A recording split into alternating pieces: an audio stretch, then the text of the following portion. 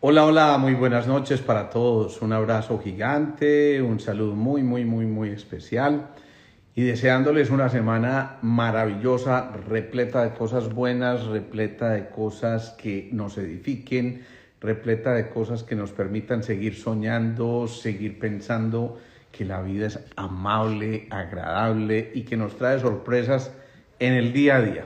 Yo creo que esto que estamos logrando con reunirnos, con encontrarnos continuamente, nos está permitiendo sin duda que de alguna manera contribuyamos a eso que nos estamos soñando y que es tan importante para nosotros en este proceso de encontrarnos a nosotros mismos, de encontrar a los otros y por supuesto de seguir siendo felices, ¿sí? Bueno, los saludo Cata Corrales, Marcela, Sergio Escobar, S. Jiménez, Jennifer Monroy, Ana Cata, no sé, Pili Rodka, Luis Agón, Margarita Álvarez, Liz Arango, un saludo muy especial a todos ustedes, Lili Gavisa y Genia se unieron también, qué rico, Sancopú, Nuri, Juan Aguas, de Cantagua, qué rico saludarte, mi hermano, un abrazo gigante, porque además tenemos un tema pendiente, porque muy probablemente vamos a programar un retiro prontamente por allí, como habíamos hablado. Bueno, el saludo para todos ustedes mientras se van conectando. Yo voy contándoles que hace un buen rato venimos haciendo esta serie que hemos denominado Tu cuerpo habla, y hoy el tema va a ser Soy tu sentido del gusto. Es una maravilla porque es que no sospechan ustedes todas las cosas que se involucran en este tema tan aparentemente elemental, y vamos a darnos cuenta todo lo que viene aquí con todo el tema que vamos a tocar hoy. Entonces, hablar del sentido del gusto es hablar de un sentido muy íntimo, si se quiere, porque de alguna manera el gusto es una cosa completamente personal e individual. Sin embargo, paradójicamente, es a su vez un sentido muy social. Frente al paladar se organizan muchas reuniones, el asadito, vamos a comernos o a tomarnos el ajiaco, o la reunión familiar donde simplemente nos comemos una pizza y compartimos.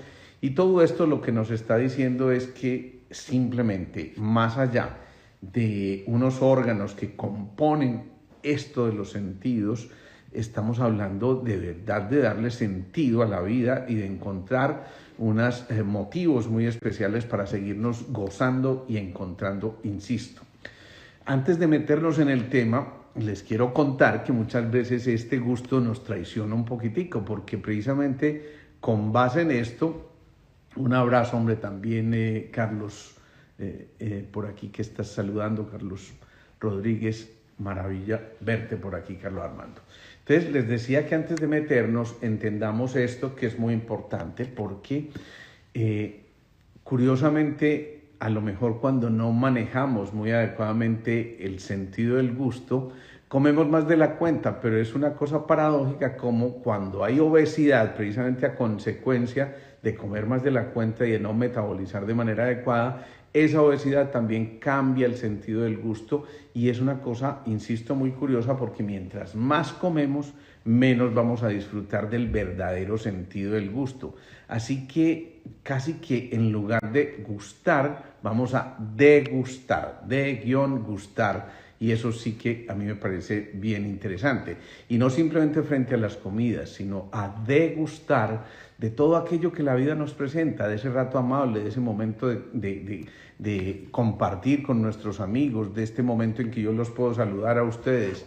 Y cosas tan elementales van a influir en el gusto que ustedes no se imaginan lo que empieza a implicar todo esto. Por ejemplo, los cubiertos, ¿quién creyera? Los cubiertos influyen en el sabor de las comidas.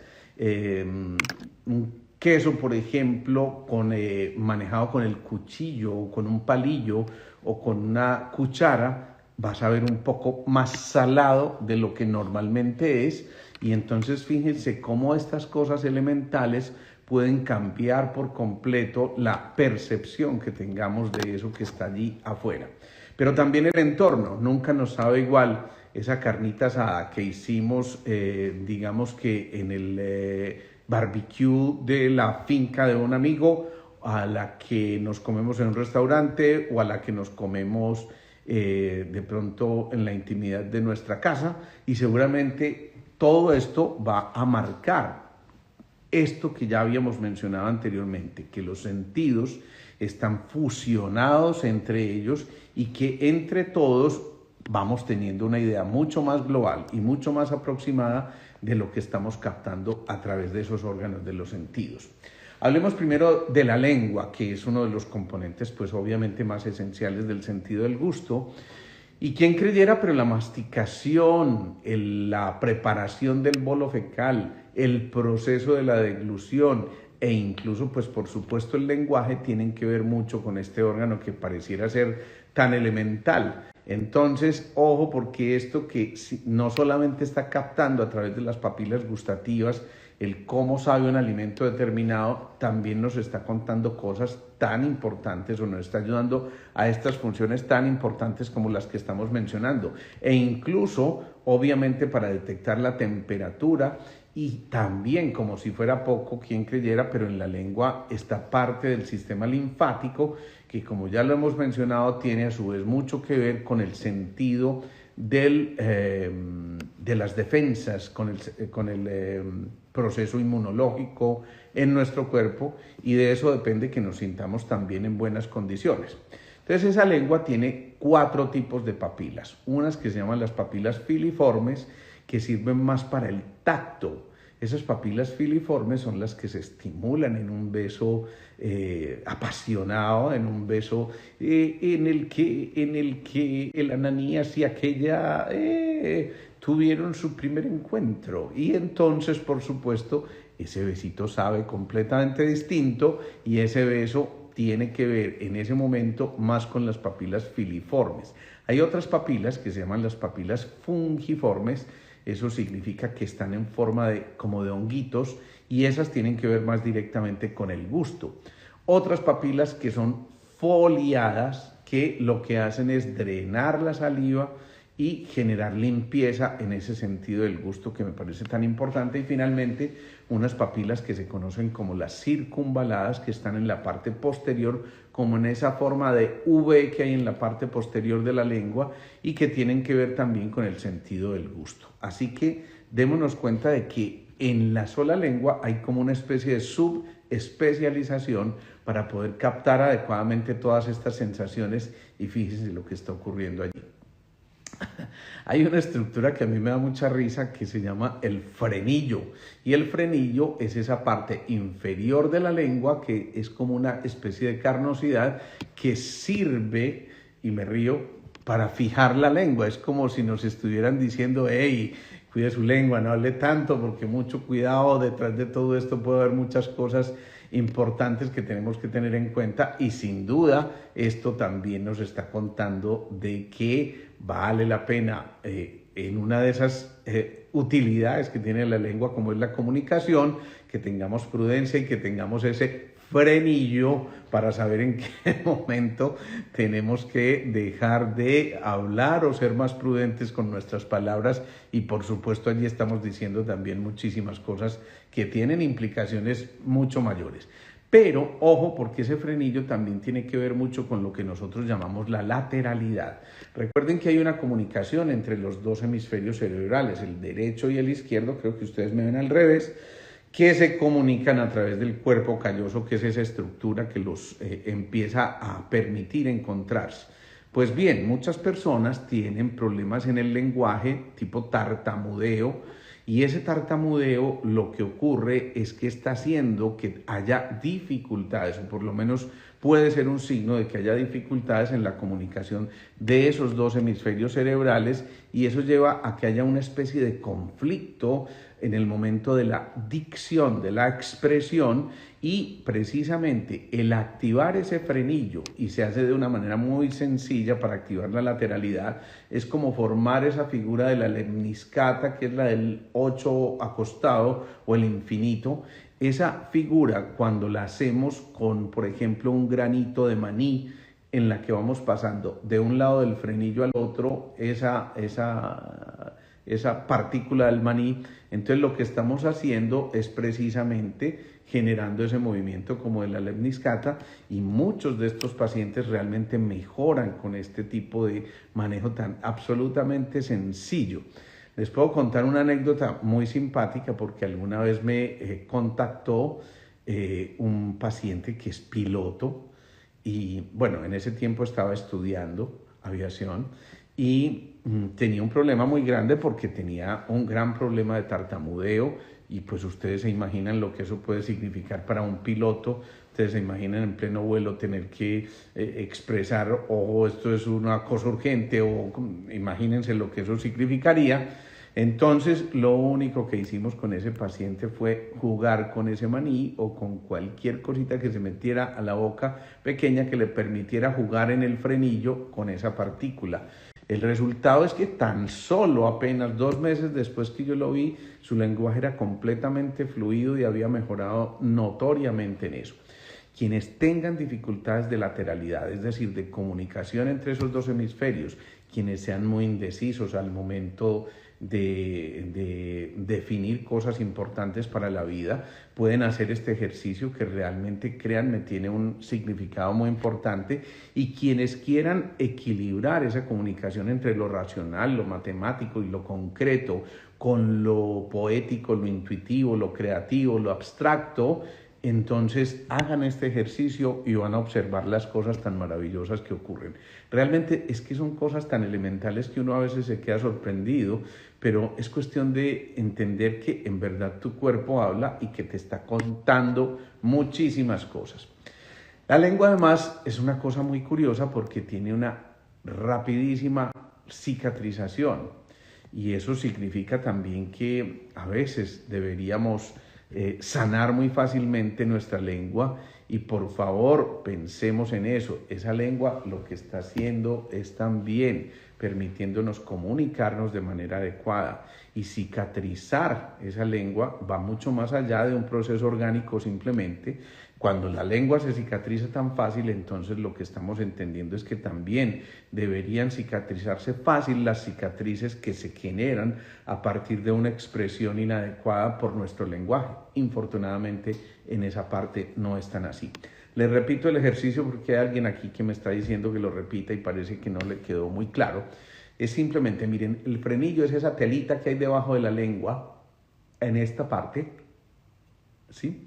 Y esa partecita justamente es la que estamos haciendo, o a la que estamos haciendo referencia, en la que pasamos ese granito de, puede ser de maní o puede ser una bolita pequeña de chicle, que estamos pasando de un lado al otro, de un lado al otro, y en ese juego estamos haciendo como este movimiento que es el de la lemniscata, ¿sí? Entonces pensemos en eso, porque de esa manera lo que estamos ayudando en ese ejercicio tan simple es a equilibrar estos dos hemisferios cerebrales. Increíble, pero eso que nosotros vemos como un trocito de, en promedio, 8.5 centímetros que mide la lengua desde la parte posterior hasta la punta de la lengua, bueno, eso en la mayor parte de la gente. En la gente que no es demasiado hablantinosa, que tiene una lengua más larga que ellos, Ave María. Entonces, ¿qué pasa? Esa lengua tiene hasta 17 músculos que la componen, ustedes se imaginan. Por eso el movimiento de la lengua a veces es tan completo, y quién creyera, hay movimientos que algunas personas no logran hacer, como aquello de enrollar la lengua, hacer algo así como esto, ¿sí? Yo les saco la lengua por aquí, pero quién creyera, a veces en el código genético hay informaciones tan clarísimas con este órgano que muchas personas no logran hacer ese ejercicio. Entonces ahí empezamos a encontrar cosas que realmente vale la pena que tengamos en cuenta, y que nos demos cuenta de verdad que no es un órgano cualquiera. Si hay 17 músculos implicados, es porque en realidad la importancia que tiene en la expresión, en la deglución, en la formación del bolo, es tan importante que ocurre esto que estamos diciendo. Digamos también de paso que el sabor no depende exclusivamente de esas papilas gustativas, y ya lo dijimos cuando hablamos del olfato, no habría sabor si no hay una combinación adecuada entre el olfato y el gusto. Cuando se combinan esas dos propiedades, lo que estamos obteniendo es esa deliciosa sensación de captar todos los sabores posibles, y de esa forma también entonces nosotros estamos entendiendo que allí se está dando un milagro realmente al captar tantas sabores y tantas matices de esos sabores. Yo les decía que la lengua, desde la epiglotis, que es esa parte por allá atrás en la lengua, en la parte posterior, hasta adelante, mide aproximadamente 8,5 centímetros. Aquí me van a gozar mucho los hombres que estén viendo esto, pero curiosamente, quien creyera, la lengua de las mujeres es más corta en promedio. Yo sé que aquí me van a empezar a decir una cantidad de cosas, pero hay que admitirlo, desde el punto de vista orgánico es cierto que lo que estamos encontrando es eso que les estoy contando, y no es carreta ni es por reivindicarme aquí con el sexo femenino, o sea que eso debe tener una razón de ser también. Pero quien creyera también, cuando alguien se engorda, la lengua también engorda y puede empezar a producir algunas alteraciones importantes que nos están llevando a que tengamos algunas dificultades que posteriormente vamos a ver en nuestro proceso. A ver, alguien me estaba preguntando ahí por algunos signos de la lengua, y les voy a contar así rápidamente algunas cosas importantes que pueden aparecer en la lengua. Primero, las manchitas blancas. Frecuentemente esas manchitas blancas pueden tener que ver con candidiasis, ese honguito tan molesto que está presente en algunos sitios donde hay mayor humedad, y por supuesto esta zona conserva mucho la humedad.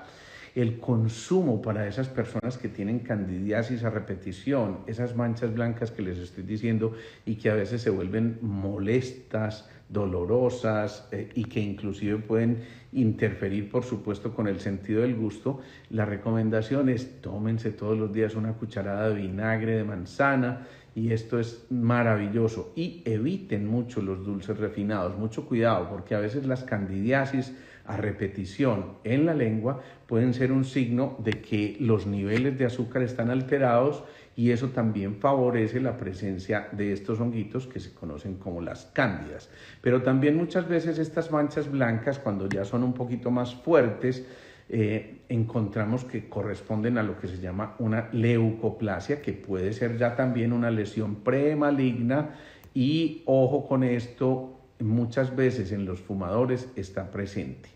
¿Por qué cuando me cepillo da tanta sed y hasta mal aliento? En realidad no debería ser así. Si eso está ocurriendo, es muy posible que tengas alguna de estas cosas que estamos y que vamos a mencionar. Entonces tengamos en cuenta eso también. Ojo, porque les decía, muchas veces esa mancha blanquecina puede estar correspondiendo también a un cáncer de la lengua, y que si se detecta tempranamente es perfectamente posible sanarlo y curarlo. Y hay otras lesiones como las líneas que aparecen a lo largo de la conformación de la lengua, que son líneas muy claras, muy bien expresadas, que corresponden con una patología que se llama el líquen, y ese líquen pues obviamente requiere un manejo especializado. Obviamente hay personas que están encargadas de manejar todas estas cosas, y yo les recomiendo, Ana Martelo, yo también te amo, es muy importante, y les recomiendo que el estomatólogo, que es ese especialista, el odontólogo que hizo esa especialización, estomatología, se encarga básicamente de todos estos órganos internos que tienen que ver con la degustación. Cuando en cambio la lengua es rojiza, frecuentemente nos está mencionando que probablemente se trate de un paciente altamente alérgico, o en ocasiones con disminución de la vitamina B12 y del ácido fólico, y frecuentemente esto a su vez puede estar asociado a algunos tipos de anemia, así que tampoco sería normal que estuviera muy rojiza la lengua. En realidad la lengua normal debería tener un color rosáceo muy sano, con una ligera capa que llamamos la capa de saburra, y es normal que esas capas de saburra aparezcan allí porque hacen una especie de protección también de la mucosa. Y muchas veces también cuando esa lengua está muy rojiza tiene que ver con una cosa que se llama la enfermedad de Kawasaki y también con la escarlatina. Son dos enfermedades a las que realmente hay que ponerles atención. Por lo tanto, si estos hallazgos persisten durante mucho tiempo, mi mejor consejo es acudan al médico porque es importante detectar a tiempo lo que la lengua nos está contando. Ya lo hemos dicho, tu cuerpo habla y ese cuerpo nos está contando cosas. Asumamos esa actitud de escucha y por eso dijimos, tenemos 2 oídos y una sola lengua para escuchar el doble de lo que hablamos. Si asumimos esa actitud, con toda seguridad vamos a empezar a encontrar cosas muy positivas. Cuando la lengua, en cambio, es como medio vellosa, ustedes ven que es como más áspera, digámoslo así, y tiene un color entre marrón y negro, eso normalmente puede estar asociado a técnicas de aseo mal utilizadas, por supuesto. Es importante hacer el cepillado también todos los días de la lengua porque eso estimula también las papilas gustativas, pero también esa lengua vellosa puede estar en relación con problemas como la diabetes o con el consumo prolongado de antibióticos y también, dicho sea de paso, con tratamientos de quimioterapia. A veces la quimioterapia altera mucho la mucosa oral, pero muy especialmente la lengua. Y cuando la lengua tiene puntos rojos en la punta de la lengua, eso frecuentemente está en relación con procesos de estrés y de miedos continuados que hacen que se refleje esa sensación del estrés precisamente a nivel de la punta de ese órgano tan importante. Si pudiéramos dividir por zonas la lengua, diríamos que en la región media, como un holograma cualquiera, como el holograma auricular donde está la representación de todo el cuerpo, o como las palmas, o como las plantas, o como el iris, pues la lengua también es un holograma donde está representado todo el organismo y en ese orden de ideas diríamos que en la parte de la región media de la lengua está el aparato respiratorio y el aparato digestivo, es decir, correspondería como al tórax, que fíjense que también está en nuestra zona media del cuerpo y por eso allí está presente. En cambio, la zona dorsal de la lengua representa los riñones y el aparato reproductor. Allí está, por supuesto, la representación de estos órganos tan importantes. Cuando hay exceso de una capa de saburra, que era lo que decíamos ahorita, esa capa medio blanquecina, pero ya cuando es excesiva, generalmente tiene que ver con el consumo excesivo de huevos, con el consumo excesivo de lácteos o con grasas en exceso en la alimentación, para que lo tengamos en cuenta. Eso también nos puede estar contando indirectamente, ojo, hay que modular el consumo de estas cosas, porque si no también más adelante lo vamos a ver reflejado en colesteroles y ese tipo de alteraciones mucho más importantes.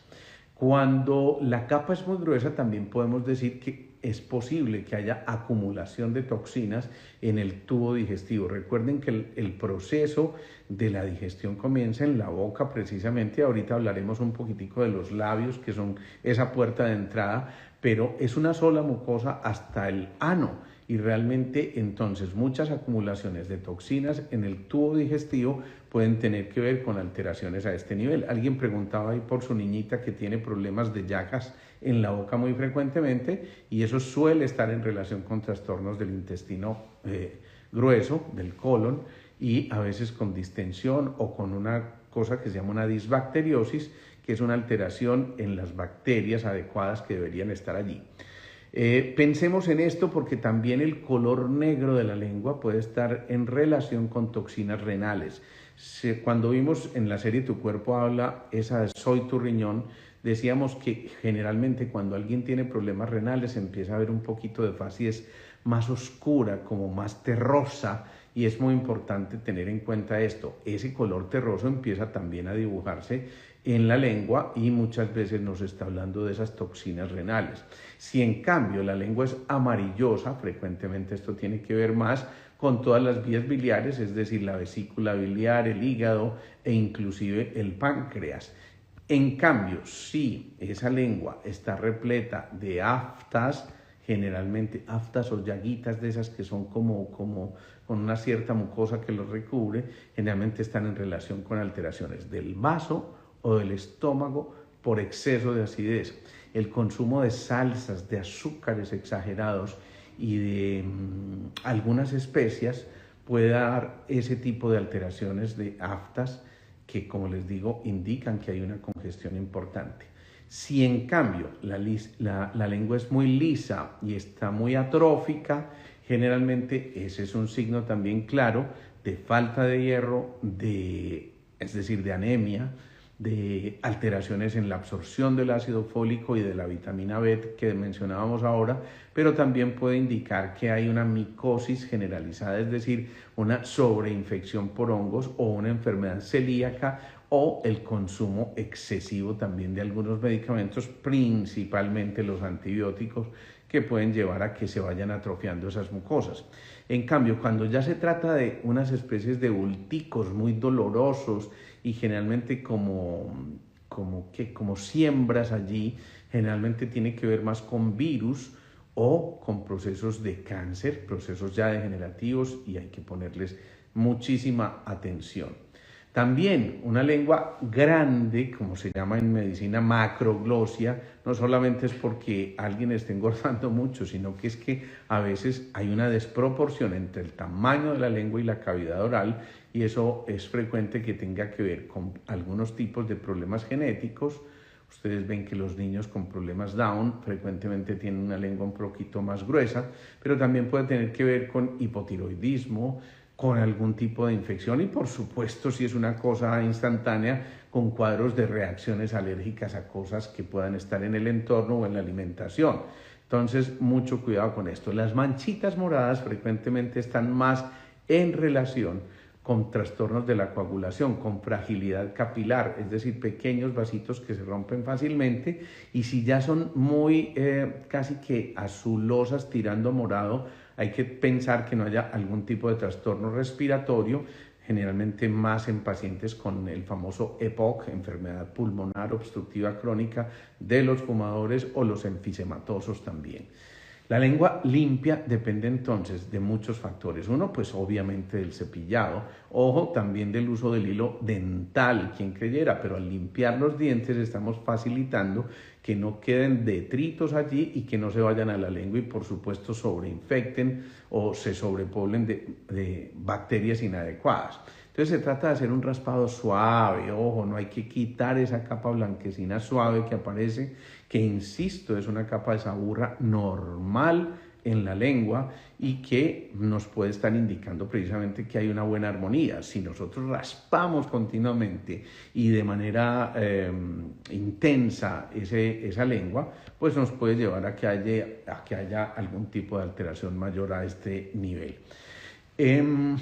Pensemos en esto, la lengua a veces también tiene connotaciones muy emocionales en cuanto a simbolismos, a la parte mística, y muchas veces esto lleva a que también queramos, por ejemplo, específicamente un plato de comida. Miren que allí hay 10.000 papilas gustativas, ustedes se imaginan, pero las 10.000 papilas gustativas no solamente están en la lengua, sino también en el paladar duro, en la faringe y aún en las amígdalas. Y recordemos que las amígdalas hacen parte del tejido linfoide, que es parte del sistema de defensa, para que lo tengamos en cuenta. Y miren qué tan interesante es esto. Es tan importante esto dentro del sistema inmunológico, que esas papilas tienen la capacidad de regenerarse en promedio cada 2 semanas. Ustedes ven que una cicatriz en la lengua o una pequeña herida en la lengua generalmente cicatriza muy rápidamente, a diferencia, por ejemplo, de lo que tenemos que hacer en nuestra piel, por decir algún ejemplo. Entonces, esa capacidad regenerativa tiene que ver mucho precisamente con la saliva, que en condiciones normales actúa como una especie de antibiótico natural o de un proceso de asepsia que estamos regulando en nuestra lengua. Y recordemos una vez más que con el gusto y el olfato se están uniendo para llevar esa percepción del sabor y del olfato a nivel del cerebro, y que cuando esas dos cosas se conjugan, realmente es cuando empezamos a saborear. Es decir, no captamos los sabores en la lengua, los captamos en el cerebro. Es el cerebro nuestro el que tiene la capacidad de saborear los alimentos, y por eso allí se conjugan todos los órganos de los sentidos. Fíjense que aún el oído puede generarnos un sabor distinto. Cuando ustedes sienten que, les voy a poner un ejemplito paisa, la arepita está crujiente, entonces en ese mismo instante ya empiezan a salivar como si ya estuvieran visualizando, sintiendo la arepita allí, pero también cuando los ojos están captando esa información que hay ahí en esa arepita y el olfato se suma a las papilas gustativas, fíjense que allí estamos teniendo prácticamente todos nuestros órganos de los sentidos involucrados en esto de saborear. Así que fíjense la importancia que tiene en verdad saborearnos la vida, realmente empezar a encontrarle esa salsita a cada cosa que nos están mencionando y que nos están dando, y yo creo que vale la pena que lo tengamos muy presente. Entonces, si no olemos la comida, obviamente el sabor va a cambiar. Muchas personas que estuvieron con disgeusia o ageusia, que son trastornos del sabor, precisamente a raíz del COVID, muchos de ellos alteraron, por supuesto, todo el sentido, pero a muchos de ellos previamente les ocurrió la famosa anosmia, es decir, que dejaron de oler. ¿El frenillo solo determina dislalgias o también influye en el gusto? No, también influye en el gusto. Ese movimiento de la lengua, que tiene que ver, insisto, mucho con la capacidad de lateralizar también la lengua, puede, por supuesto, hacer que toquemos con ciertas papilas más algunos alimentos que otros, y finalmente se va a ver reflejado también en ese sentido del gusto. Recordemos, hay 5 sabores principales: el dulce, el amargo, el salado, el agrio o ácido, y hay uno que se le conoce como el umami, que es un sabor poco definido, es un sabor profundo, como el que uno tiene al probar el queso parmesano o los espárragos o algunos hongos o el jamón serrano. Esto da una sensación completamente particular que hace que el gusto empiece a cambiar. A mí me encanta porque yo me pongo a imaginarme cómo estarán algunos de ustedes cuando yo menciono algunos de estos alimentos, y estoy seguro que les está ocurriendo algo parecido a lo que me está ocurriendo a mí. Y es que empiezo a salivar porque ya me voy imaginando, y ese como si, ya lo hemos dicho, cambia por completo la percepción de las cosas. Entonces, la punta de la lengua es mucho más sensible al sabor dulce. En cambio, lo agrio o ácido está más localizado hacia las regiones laterales y posteriores de la lengua. Lo salado en las regiones laterales, pero más anteriores, y lo amargo más en la zona posterior, y lo mismo, y lo umami está realmente en la zona central. ¿Por qué algunos medicamentos deben ser sublinguales? Esa pregunta me parece muy importante, gracias Mónica. Es importante porque resulta que ahí hay una estructura que se llama la ránula, que ustedes ven que hay muchas venitas ahí concentradas, y resulta que en el nivel sublingual se da una gran parte de la absorción de la información de esos alimentos, de esos medicamentos, y eso hace que se absorban más rápidamente. Por ejemplo, cuando alguien llega con una crisis hipertensiva, ustedes seguramente habrán sabido alguna vez, le meten una especie de pastillita debajo de la lengua que hace que rápidamente empiece a circular por el torrente sanguíneo, es decir, que se absorba más rápidamente y que se tengan efectos mucho más claros. Pero el gusto también nos permite generar esa concepción de las texturas de los alimentos, y yo creo que no hay nada mejor que comparar esas texturas. Algún día les voy a dar la receta más importante que yo aprendí a hacer desde niño, que se llama la milina. Ahí los voy a dejar con esa inquietud. Algún día les voy a dar esa receta, pero créanme, es de las cosas más deliciosas que yo haya probado. Entonces les decía, la disgeusia es un mal sabor, la hipogeusia es la falta o la disminución en la capacidad de captar el sabor de los alimentos, y la ageusia es la no percepción del sabor de los alimentos. 15%, ojo a esto, de las personas que son o mejor dicho, del 100% de la población, un 15% de las personas son lo que se conoce como supercatadoras, es decir, personas que tienen una cantidad infinitamente mayor de papilas gustativas a esas 10.000 a las que hacíamos mención anteriormente, Pero miren pues otra vez las mujeres aquí nos ganan. La mayoría de estos hipercatadores o supercatadores son mujeres. Bueno, alguien dirá, pues claro, como se mantienen haciendo tanto ejercicio con la lengua, puede que la tengan más cortica, pero ¡ay, Dios mío bendito! Ahí les dejo esa inquietud. Bueno, hablemos un poquitico de la boca como tal y de la conformación de los labios. Miren, la boca normalmente, fíjense que de ángulo a ángulo, si proyectáramos hacia arriba, coincidiría con la distancia que hay normalmente entre las dos pupilas. Y esto nos está marcando normalmente el tamaño de nuestra boca. Eso sería más o menos como el promedio de la gente que tiene un tamaño adecuado de su boca. Pero empecemos a hablar de los labios. Los labios húmedos o secos nos pueden estar hablando de que puede haber trastornos de diarrea o estreñimiento, y entonces ahí ya nos está contando más y más chismes. Sofi, un saludo muy especial. Fíjense allí también, los labios cuando están muy hinchados generalmente implican un déficit, una alteración del peristaltismo, o sea, del movimiento intestinal.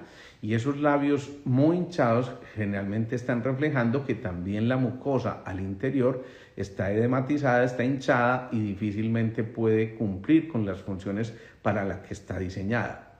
Los labios, en cambio, muy tirantes y muy delgados generalmente tienen que ver con la acumulación de desechos en el cuerpo, y son personas, por ejemplo, que tienen dificultades para dar del cuerpo. Algunas de estas personas, por ejemplo, se van de viaje y como no pueden dar del cuerpo fácilmente porque tienen este tipo de acumulación de desechos, entonces una de su expresión máxima es que sus labios se ponen un poquito tirantes y más delgados. Frecuentemente esas personas tienden a tener la tendencia, qué maravilla, casi que no lo digo, de que nos esté contando de alteraciones a nivel del proceso digestivo y de la funcionalidad del intestino grueso y del intestino delgado también en la absorción. El labio superior normalmente tiene que ver más con el estómago, y en cambio el labio inferior tiene que ver más con el intestino delgado y con el intestino grueso.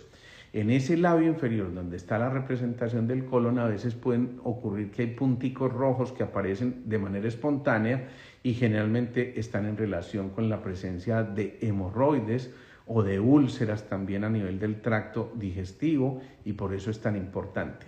Las comisuras labiales, esta parte de los ángulos, tiene que ver mucho más con el duodeno, que es una parte del intestino delgado, y muchas personas tienen muchas llaguitas a ese nivel que generalmente están en relación con exceso de grasa en la alimentación y con trastornos en la absorción. Bueno, ahí llegamos, yo creo que a cosas mucho más concretas de todo lo que implica este sentido del gusto, y démonos cuenta pues todo lo que está en juego con este sentido del gusto. Antes de irnos, les quiero recordar cosas importantes. Primero, el martes 27 de septiembre vamos a tener la charla mensual aquí en el edificio Square, aquí donde es mi consultorio, y esta charla la llamamos Un viaje al optimismo. Desde ya están cordialísimamente invitados. Hoy apenas abrimos inscripciones, están casi llenas, ojo con eso porque son cupos limitados, así que mi sugerencia es inscribirse tempranamente, y les sugiero que lo hagan con Melissa, mi asistente, en el 310-654-4010 o en el 604-423-7679. El miércoles 28, este era el martes 27, el miércoles 28, para quienes están en la zona de Llano Grande o quienes quieran darse el paseíto por Llano Grande ese día, a las 5:30 de la tarde estaremos dictando una charla ya en Gualanday con el colectivo Gualanday. Este es un espacio muy bello que hemos abierto, donde estamos haciendo también una charla mensual, y esa charla la vamos a llamar la comunicación. Y eso yo creo que va a ser divertido, va a ser agradable y nos va a enseñar muchas otras cosas. Otra cosa que es muy importante y que les quiero contar ese chisme es que se nos abre un espacio nuevo.